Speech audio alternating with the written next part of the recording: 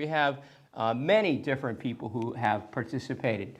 I need to point out that the American Revolution was as much a civil war. It was not just a war between an empire and a colony, although that was part of the story. It was often neighbor versus neighbor, and even Haudenosaunee were split apart by this particular war for independence. We do make a distinction between the American War for Independence, which are the battles, and the American Revolution, which I hope you all know continues. What makes our revolution so special is we continue to try to live out the aspirations we wrote in the Declaration of Independence. We're not there yet, obviously, but it's probably the oldest continuous revolution in the world. Take that, France and Russia and China. So, and again, we should point out that the American Revolution was just of the long battle between the colonial settlers and the indigenous people in the territory. I want to also point out, look, when we talk about this area, there was no Monroe County. All right, it was Genesee Country or the Genesee Valley. All of this was Ontario County, which you now know is much further east of here, right? So when we talk about this, and I talk about some of the settlers, some of them will not actually have set foot in what is downtown Rochester, but in fact, they are contributors to our story. All right, so first of all, we got to talk about the Sullivan Campaign. You cannot talk about the fact we would not be here today except for the erasure and removal of the Haudenosaunee who were living here beforehand. And look, this is a great example of what I'm talking about, this being a pretty nasty interscene campaign. So what happened was there were many precursors to the decision by Congress to fund an expedition to destroy the Haudenosaunee. That is, there were going down, Joseph Brant, Butler, and others went down into northeastern Pennsylvania with a variety of loyalists and or indigenous people, and they committed some pretty foul occasions. And look, they scalped people, they chopped off their limbs, they killed women and children. This was a pretty nasty struggle for control of this entire area. Sorry, small child. I will try not to be too graphic. I'm going to skip the part about what happened to some of our soldiers, I promise. But you can read about it in the historic record. So after that, you also then had on the so-called Mohawk frontier, you had like the Cherry Valley Massacre, you had attacks on Herkimer and other places. So anybody who lived too far away was subject to attack by indigenous groups who were using that, frankly, to send terror into the Americans. And the British were funding all of this from Fort Niagara. They were offering all sorts of blandishments and inducements to get the indigenous people to follow them. Why? Because they were so upset by all of the continental troops on the Atlantic coast. They were trying to draw them into the interior so that the British Army could have a little more breathing room to carry out its own strategies. So again, this is not, not to say, the Haudenosaunee did terrible things, because the Loyalists did terrible things, and they were American. And the people who sided with George Washington and the Continental Army, they did terrible things. War should be avoided. I am not a pacifist, but I am a pragmatist. And war unleashes all sorts of horror. So because of this, Congress actually voted, and I'm not making this number up, like $1 million. I mean, we're talking 1790, right? 1770s, and they're going to offer this money. They want a huge expedition to take care of the Haudenosaunee. And again, if you've ever been down to like Newtown, they erect this big thing there in like 1912, this marker. And this tells you what most local historians thought about the Sullivan Campaign. It was heroic. It was patriotic. No one thought anything askance of the Sullivan Campaign until, of course, we began listening to our neighbors, the Haudenosaunee, and listening to their voices and bringing them in, which is why it is so important that we not just listen to the few voices that may be in our archives, but continue to seek out new voices, even oral traditions and folklore, in order to get these stories out. So again, and this is your typical, but again, this is very problematic language, right? A pathway to civilization. You know, that's very 1912, isn't it? And I know that they're going to have some activities down there to acknowledge Newtown, and that they plan on doing things that are more, shall we say, inclusive and less exclusionary. But again, the avenge for the massacres. So what happens? They start down in like the Wyoming Valley, down in northeastern Pennsylvania, and make their way up to Tioga. If you've ever been, like on 15, you ever go down to Washington, D.C., you go through these tiny little towns. I spent a lot of time, I wrote a book on Hurricane Agnes in '72, and I was in these tiny little towns. But Fort Sullivan was built there. And Sullivan was not a great soldier. No one thought he was a genius, because I'll tell you why. He always dragged his feet. He was the George McClellan of the American Revolution. And they were like, when are you going to attack? When are you going to attack? And so they were waiting and waiting. So really, it was late summer before he attacked. Even though he had all of the equipment, he kept asking for more. Could you send me some more? And then I will assault. So he begins his assault. And of course, he goes up into Chemung and into places like the Newtown battlefield. It was an attack. And oftentimes, the indigenous people just left their villages rather than fight. But then Sullivan's men laid waste to them. They burned thousands of acres of orchards. They destroyed all of their crops. They seeded famine among the Haudenosaunee.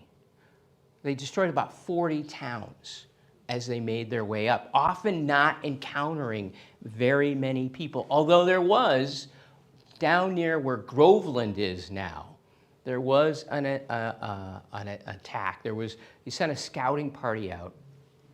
This guy Boyd went out as a scouting party, and he was only supposed to take a handful of men, but he picked like 20. Not a good strategy when you're trying to be really quiet, right? You want to be quiet. You don't bring 20 people, right? That's 40 feet, right? And so he brought too many people out. The indigenous people were waiting. They caught them, and they killed many of them. About a dozen were able to escape, but the ones that were killed, use your imagination. It was, those who may have seen things in Vietnam or other places may know what I'm talking about. It was retribution, and then they staged the bodies so that when their peers would come into the village, they would find them as almost like a welcome or this is what's going to happen to you sign. So again, it was savage. It was brutal, and it would end up displacing about 5,000 Haudenosaunee from their home. And where would they go? They had to find refuge either in Canada or in Fort Niagara, which did not have the capacity to hold them. And then it turns out that was probably the worst winter.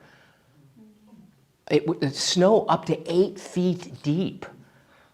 So people died of famine and cold. Mary Jemison, who you all know, was there when Sullivan's army approached, and she wrote about it. And she talked about they destroyed everything, leaving, quote, not a mouthful of any kind of sustenance. And then she too fled, but survived. But it was catastrophic, 1779 to 1780. After that, the indigenous people began to call George Washington the destroyer. And that they said if you wanted to scare your children, you told them that George Washington was coming.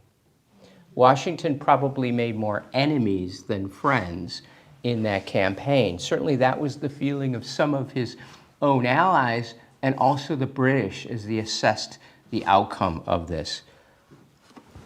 But I have to say that, you know, you will find these markers about a generation later, and I think they do a better job of at least acknowledging the destruction of these places and spaces. And this, I was down in Ithaca this weekend for an undergraduate history conference, and I saw that. And so, again, as we think about the destruction,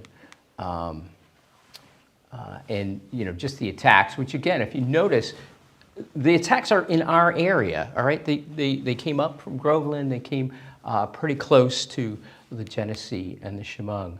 Mary Jemison, who I mentioned. Michael Galvin, who's the manager over at Ganondagan, wrote, yes, the attack left an indelible mark.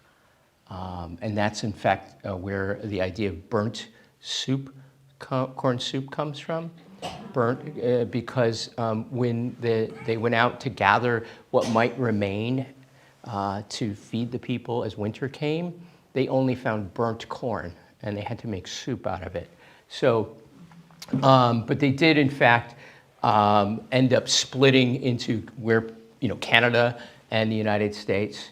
But he talks about the incredible resilience that despite this, the Haudenosaunee were able to repair the tatters in the fabric of their longhouse and to come back together after the revolution. But unfortunately, they were so weakened that this is going to allow the Second Treaty of Fort Stanwix, later the Treaty of Canandaigua, which is at least an acknowledgement of their sovereignty, which indigenous people continue to acknowledge and celebrate on that day.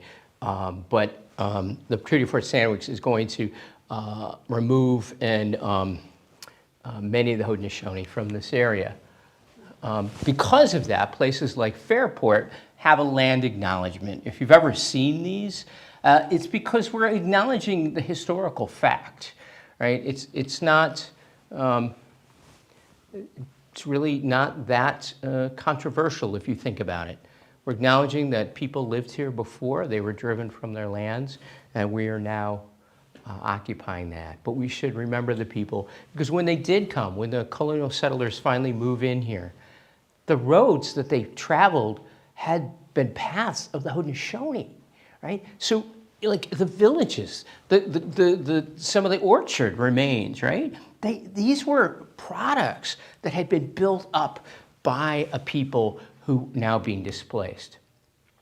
And so sometimes, you know, we talk about our founders. We need to talk about Ebenezer Allen. It's not the most popular, and some of you may go, Dr. Kneeland, I've never heard of Ebenezer Allen. Sometimes called, and this is not how I would do it, but sometimes called Ebenezer Indian Allen, because he was a loyalist. He was one of the people down in Pennsylvania killing patriots.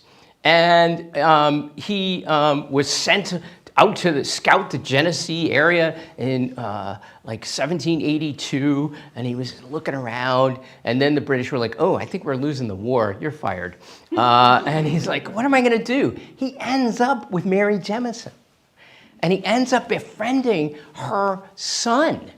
And he lives with Mary Jemison for a while, and he then makes himself out to be the spokesperson for the Haudenosaunee to help whack out the Second Treaty of Fort Stanwix, which is not favorable, and then weasels his way into getting what we call the 100-acre tract. The 100-acre tract that eventually Nathaniel Rochester is going to grab during that.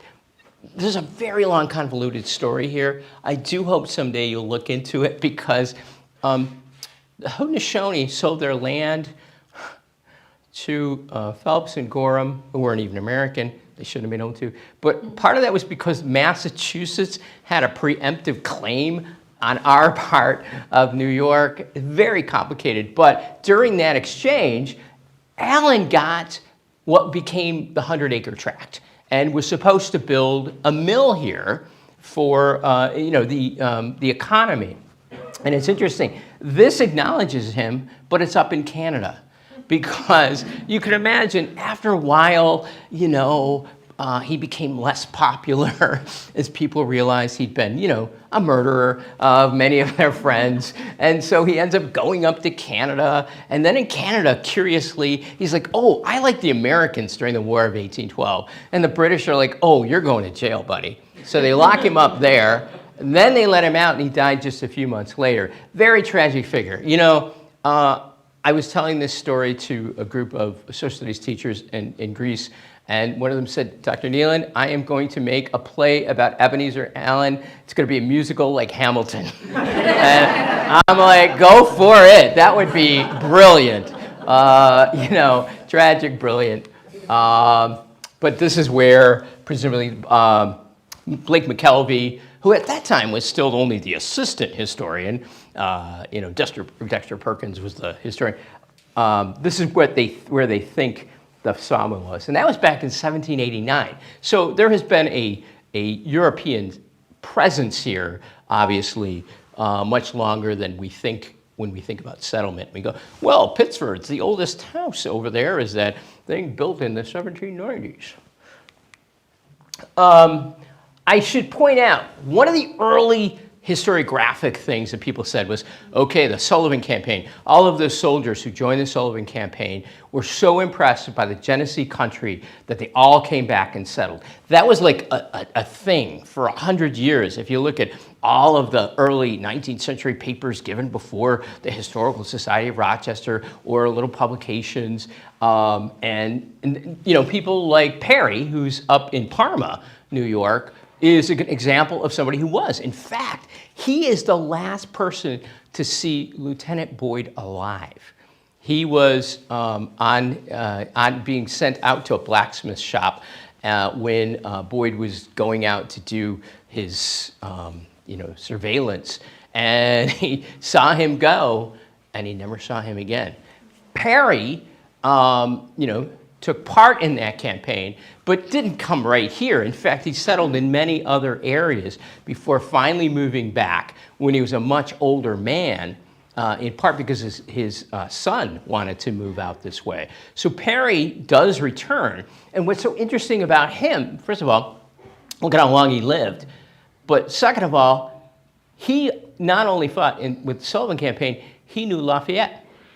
He held Lafayette's horse at the Battle of Yorktown. And so you know where I'm going with this.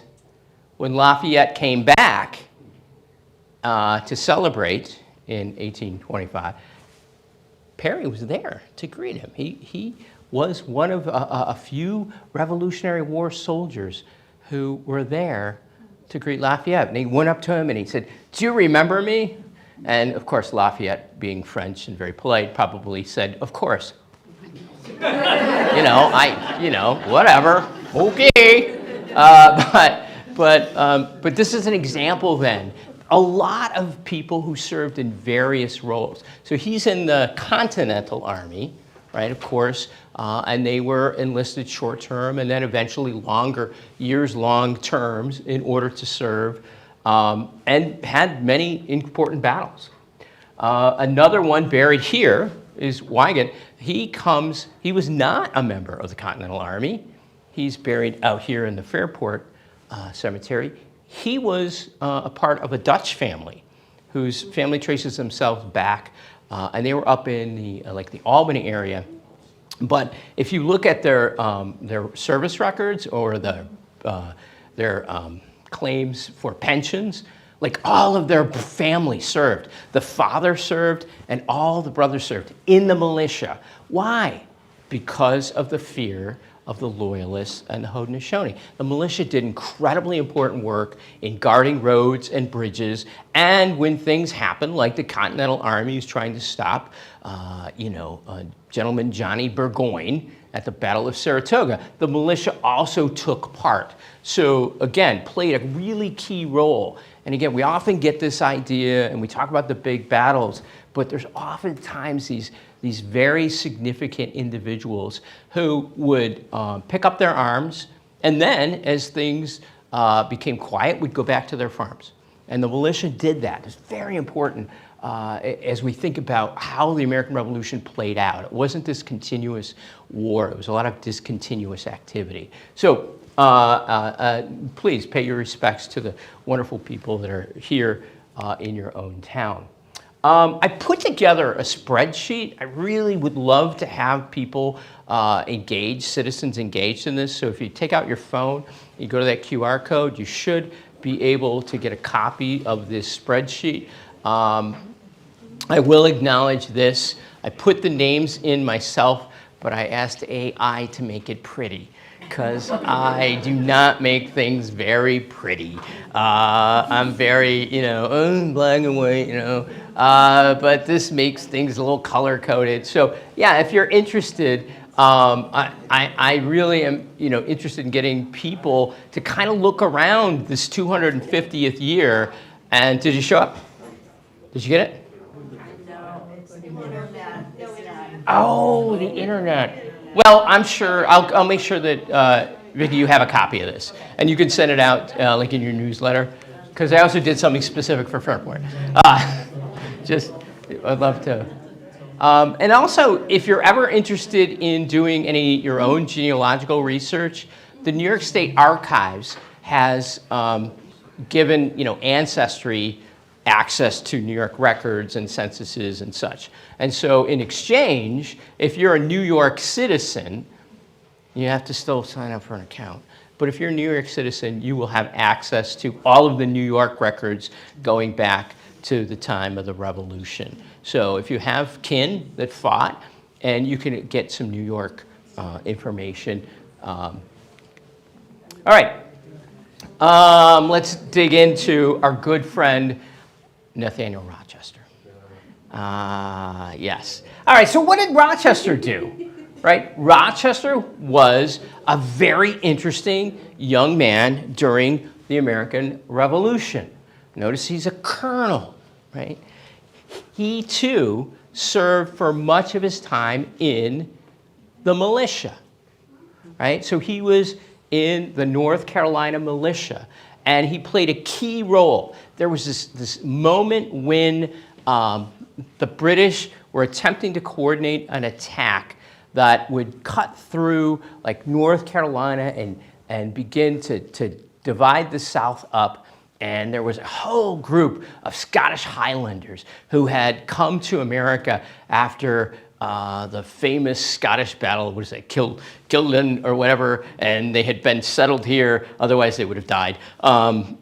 If you ever seen Outlander, okay, you get it. So Outlander, but they're all loyalists. So they're going to attack.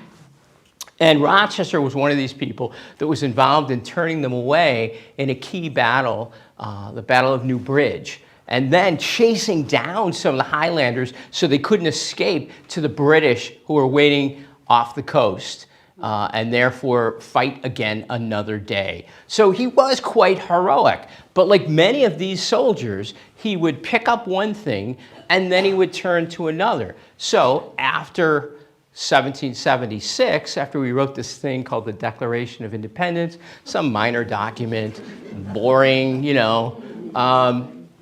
every colony had to write a new constitution.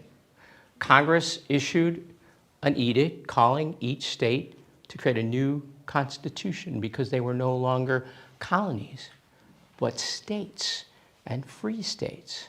And guess what Nathaniel Rochester wrote? He was on the committee that wrote the North Carolina Constitution. And guess what? He included such wonderful ideas as life, liberty, right? That all people are equal. And yet we know that Nathaniel Rochester didn't live that out. So he's a terrific example of the complexity of history. I have some of my students and former students here, and you know that one of the things I rail against is this limited thinking of making heroes and villains out of everyone. That you really have to understand, yes, there are really bad people in the world. And then there's people who do bad things.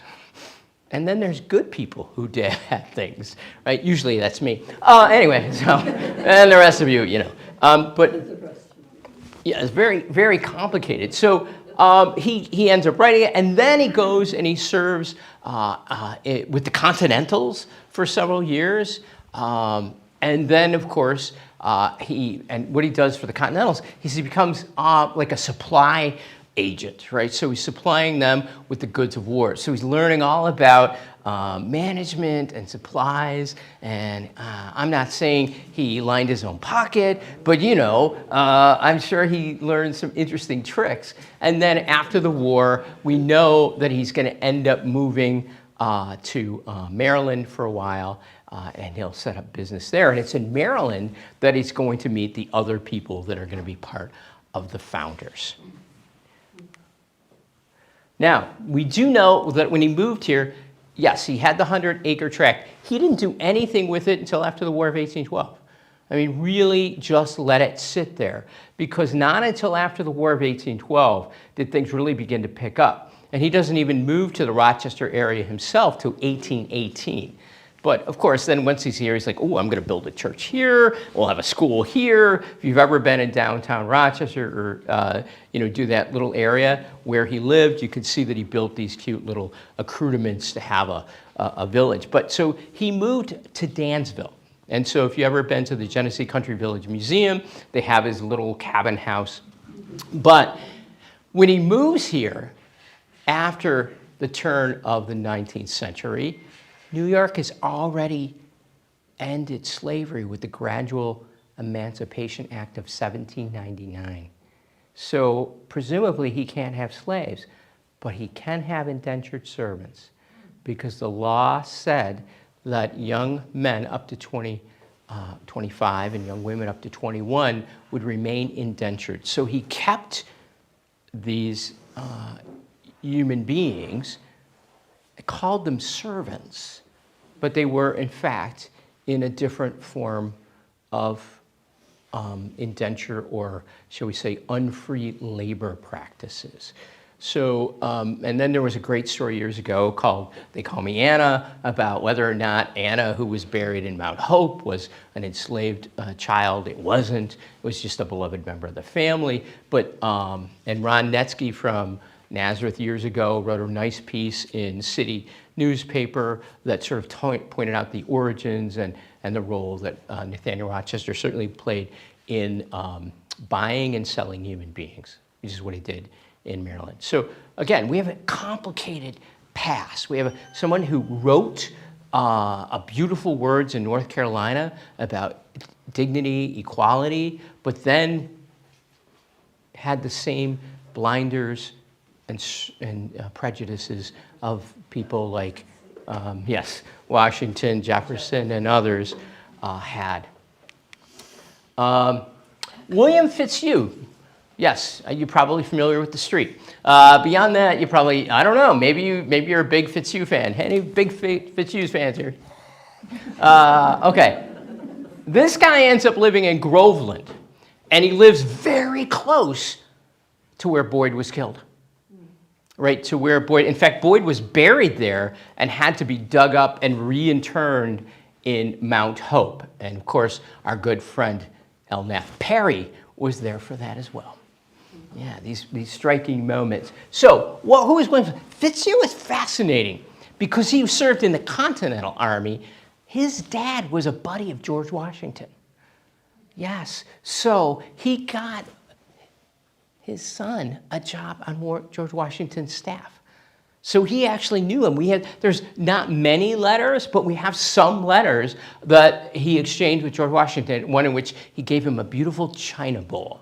So he came from money in Virginia and then served in a number of important battles in the American Revolution before he too came out and ended up moving to Maryland, where he's going to meet up with Nathaniel Rochester. So he also had indentured servants. He also brought with him enslaved human beings who he kept in indenture.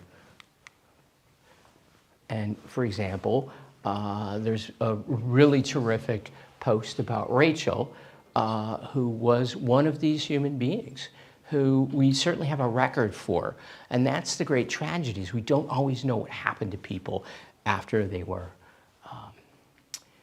after they came here, and whether they were kept in the census records or not. So thinking about this, right, we think about our 250th anniversary and what the American Revolution, what I mean by that is the Declaration of Independence. What does it mean for indigenous people?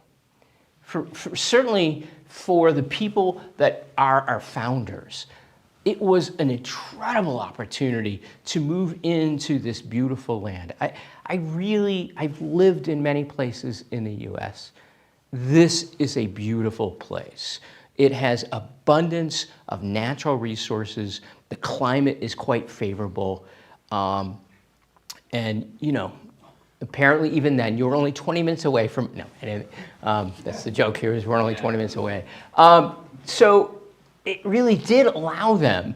And so Rochester will be built by such people. And sort of for a long time, we think about the story of, like, even when we teach it in school, let's talk about the indigenous people. Okay, that unit's over. Now we'll talk about the colonists. They lived together. They lived side by side. They up and down the Erie Canal throughout the time period. And so that's one thing I'd love to see corrected, is a much more nuanced role of how the American Revolution shapes this. And then, of course, for enslaved people, right, who thought they were going to be free, even thinking in New York State they would be free, found themselves bound to an indenture that really said they weren't free. And then what would they do after that, right? How did they live their lives, all right? And of course, to me, what would be great is to have everybody in this room begin to crowdsource that history, right? It's not the work of one person, all right? It's not Rick Atkinson, who, by the way, writes beautifully, is a brilliant writer, is a great speaker, but he only gets so much of the story. We have so much more to offer. So I'm hoping to inspire you to contribute to this tale. So by the end of the 250th, we're gonna have a more complete picture. So thank you very much.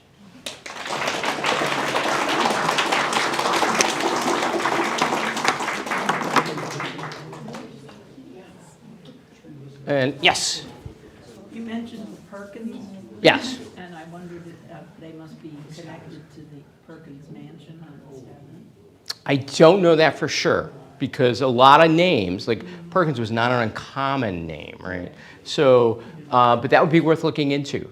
I certainly, if they are, you will go back to the 19th century histories of Rochester, and they were very proud of anyone who had an ancestor who was in the American Revolution. In fact, I did, thanks to the Rochester Genealogical Society, they've digitized a bunch of material that's no longer copyrighted, and they put it in like Adobe so that you can do searches. So one of the things I did as I was preparing is I just did a search for revolution, a revolutionary in some of these early histories to try to identify people that would have had some sort of relationship. Most of the people didn't actually live here.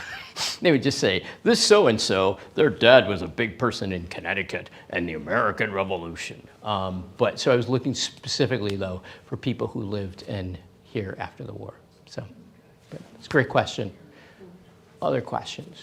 Well, during the city centennial, Yeah. 1934, and then the sesquicentennial, 1984, City of Rochester put forth a call. Anybody who believes they have pioneer ancestry in Rochester, send us your data, and if we can verify it, we will give you a certificate. And so that's, I think that's the project you're talking about. Yeah, that would be great. Do we know where those? So that this can be looked up in that particular program. Right, I was going to say, maybe we could find, hopefully that's in the municipal archives that are some of, Jointly between Rochester Historical Study and Rochester Genealogical Society. Okay. did this. And yes, the city sponsored it. yeah, okay, great, that would be great, yes, we could find that data out.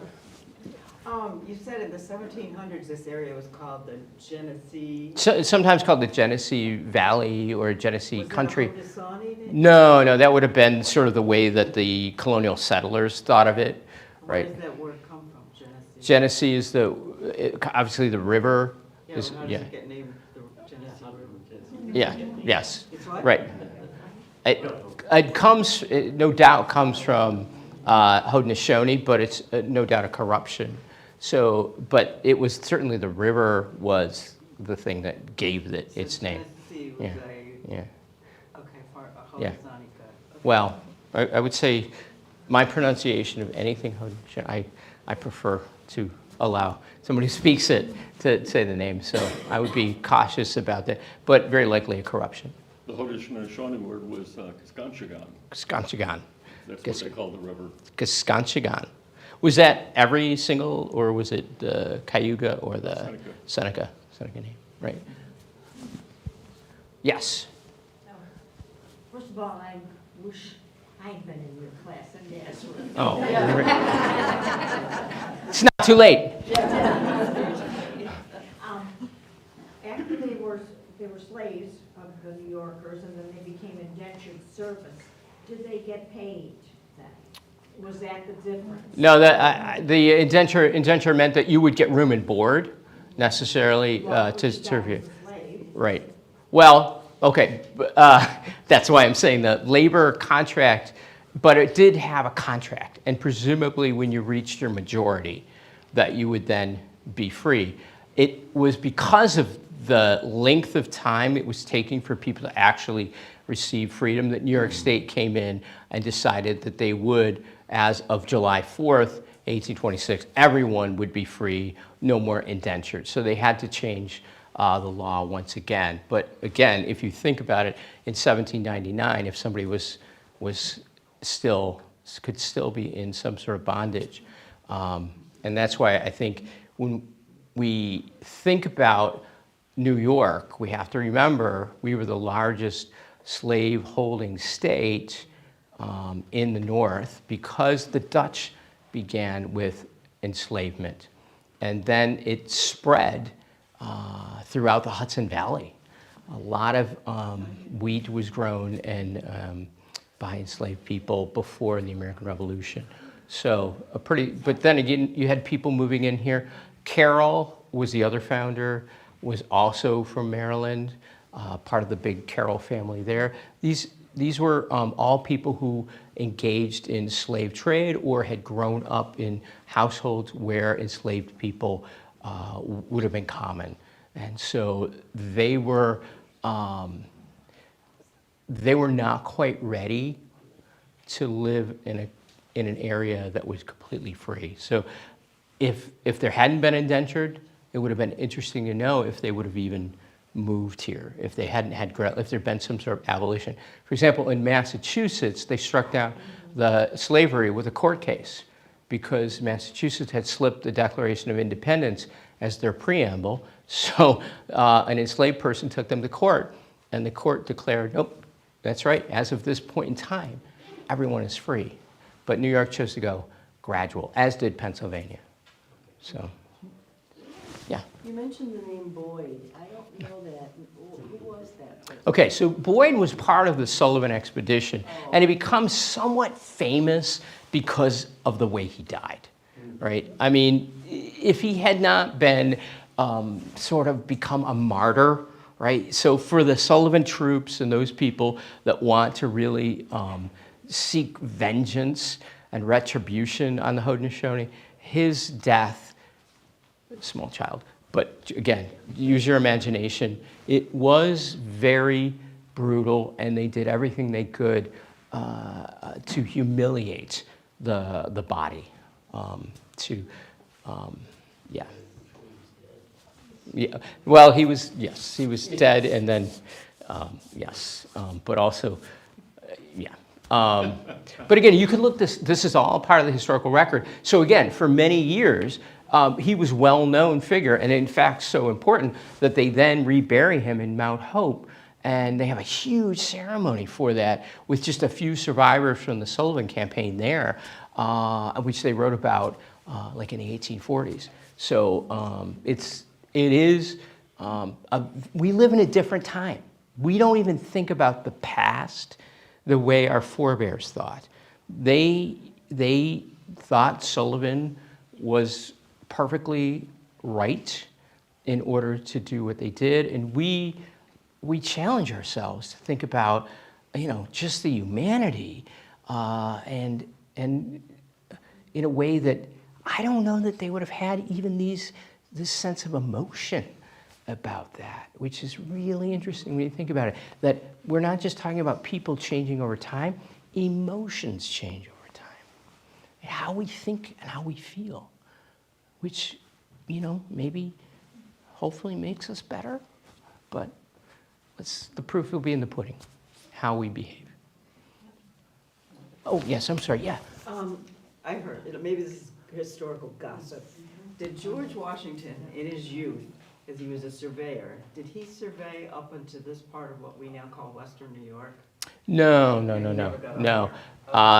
He did. I mean, if you talk Pittsburgh area, obviously, because of course he was down close to us in terms of he was in Western Pittsburgh, down in Western PA, because obviously as a very young man he was involved with Braddock going out to create Fort Defiance to try to stop the spread of the British, and you probably all know that he started the French and Indian War. Yes, he did. Yeah, he had captured some French people, and then his indigenous allies clubbed their brains out as retribution for something. But they had a status that sent shivers through the royalty in France. And then Washington, in order to save his skin and the skin of his men, signed a document indicating that he had in fact assassinated them. And that became an international incident that the French were able to use to promote what became a European war spread to the United States. So yes, George lost more battles than he won, but he had one thing going for him. He wasn't a quitter. And sometimes he wasn't a quitter. He did not quit. He just kept going. He knew if he kept an army in the field, he could wear down the Brits. Just as some countries have found that you can do the same thing to the U.S. So, lesson learned. Other questions? How are we doing on time? Oh, we're ahead of time. We're good. Ask away.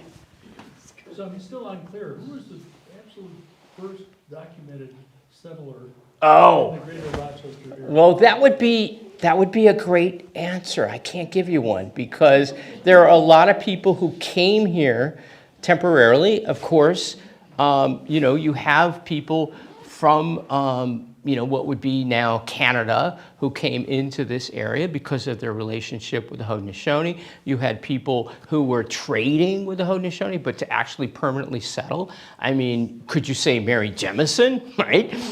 Who was European born, but then adopted by the Seneca? Could you say someone like Ebenezer Allen? Although I have to say that there is a gentleman buried in Parma who was actually hired by Allen because Allen didn't like to work to kind of run the mill. And so would this person be the first documented person?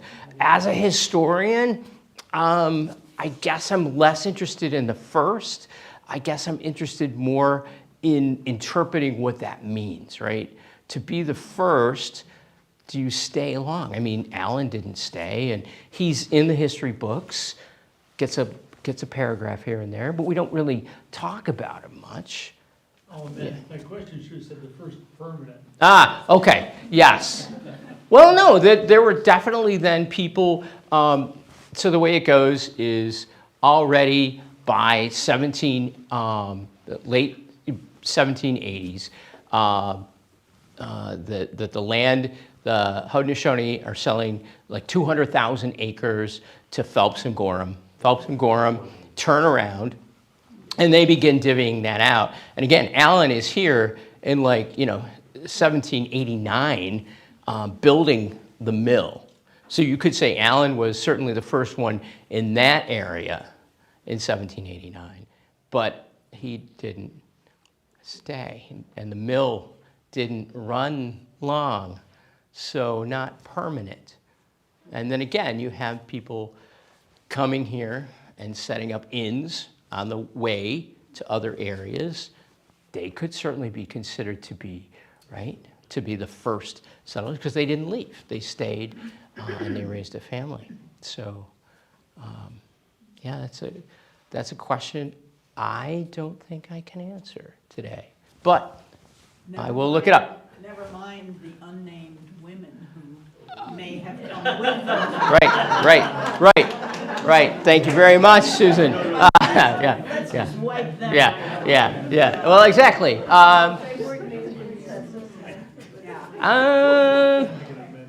Yeah, I think certainly spouses would have been listed in the census. New York. Mrs. John Smith. Yes. Well, okay, you've got me there. Yeah. Lost to history. Yes. Still doing it. But still, yes. Except for Mary Jemison. Who. Other questions? Yeah. I'm relatively new to the area, and I discovered the Canandaigua facility, which Yeah. is singular, I understand. I grew up in Syracuse, and so I've always been partial to the history of the Oh, okay. Haudenosaunee Yeah. and the French fort and all those sorts of things. And so it was quite a discovery to discover that they had that facility there. And of course, we know the history of that earlier on. Was it rebuilt and was it occupied at the time of the Sullivan Campaign? If you see on the map, they do have that on the map as part of the Sullivan Campaign. So yeah, so they had, right, Rebuilt. yeah, so that was considered one of the targets. They never got here. And here's my question. Why didn't they attack Fort Niagara? They had thousands of Continental troops in the Sullivan Campaign. And Fort Niagara was lightly defended, and they did not attack.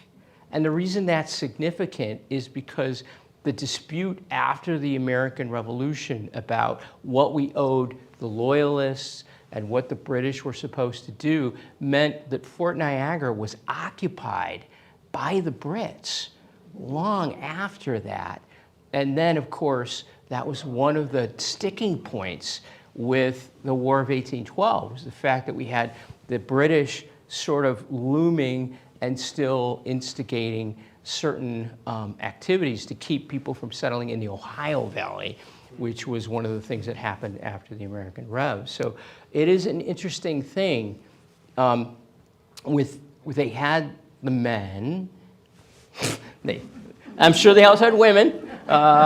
They certainly had the capacity. But again, this is why I think Sullivan was not a great soldier in terms of just laying waste to these villages without actually any significant blow against the British, right?